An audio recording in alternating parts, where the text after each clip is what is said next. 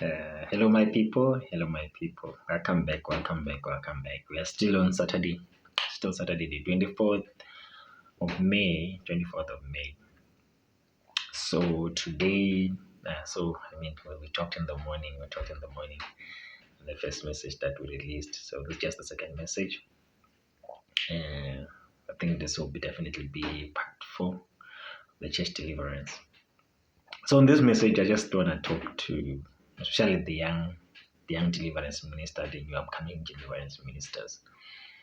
And yeah, I think the Holy Spirit was just, probably to me, I was like, let me talk about, I was like, I need to talk about this, and this is to build community, that we build each other as a church, we build each other, we strengthen each other. It's not to discourage ministers. But yeah, one of the things that I've seen, what I would say that as we are in the era of deliverance, we're in the era of deliverance, while we're in the era of dealing deliverance, and especially I want to like we're still in the deliverance part.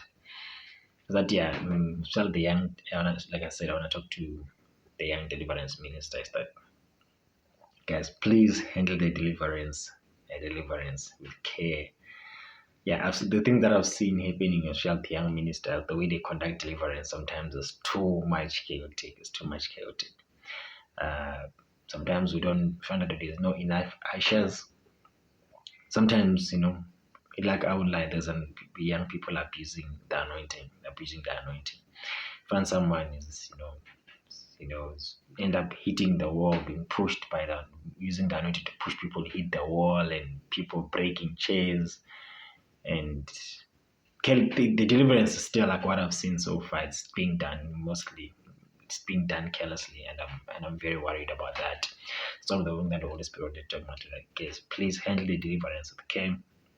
Make sure the space that we deliverance being conducted, it's safe space, so people don't get injured.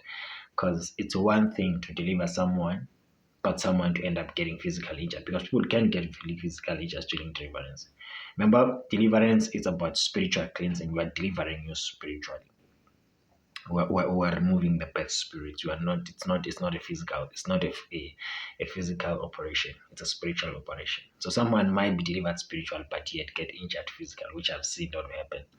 So please, I just want to encourage the young deliverance minister. Please don't get too excited. I know some get excited of, like, we've seen during deliverance, just get excited about seeing people falling, being people, demons manifesting. But please, let's handle it with care. Let's make sure we have a safe space where we conduct deliverance people, so that people don't get injured. Because really, what we see online, things that we see, the way people conduct deliverance, sometimes as a minister, I also get worried. Like, we need to protect the dignity of people, because the people that are, who are delivering, that's those are people, those are human beings. We need to protect them. We need to protect them. Make sure we have ushers. Make sure they are well covered, they are well protected. Because really, it's worrying that most of that we see. But let's make sure that we don't abuse the anointing. We don't want people. You don't want to deliver someone when there's chairs around. They end up falling on the chairs, breaking chairs, or someone falling next to your wall, or someone getting injured. Those are things. The last thing that we want. So we need to make sure that we protect the dignity. And protecting the dignity of people, we also preserve the glory of God. We protect the dignity of the Holy Spirit, protect the dignity of the Holy Spirit. So the outside people who are not Christian, people who don't have faith, they don't think that this whatever we are doing is just gimmick, it's just chaos, which is that's what we end up hearing people saying. So yeah, I just wanted the Holy Spirit to speak about that. Let's protect that. Let's make sure we deliver people with dignity, with people in a very safe space. We don't abuse the anointing. Because what I've seen is, honestly, there's a lot of abuse of the anointing. Anointing is a gift of God, people need to understand. And the anointing can be abused. So let's protect people during deliverance, because we are delivering them spiritual, but we don't want people to be delivered spiritually. Yes, being affected physical, someone getting injured, like I was saying, all those things. And let's not abuse the anointing of God. Like, for example, you remember we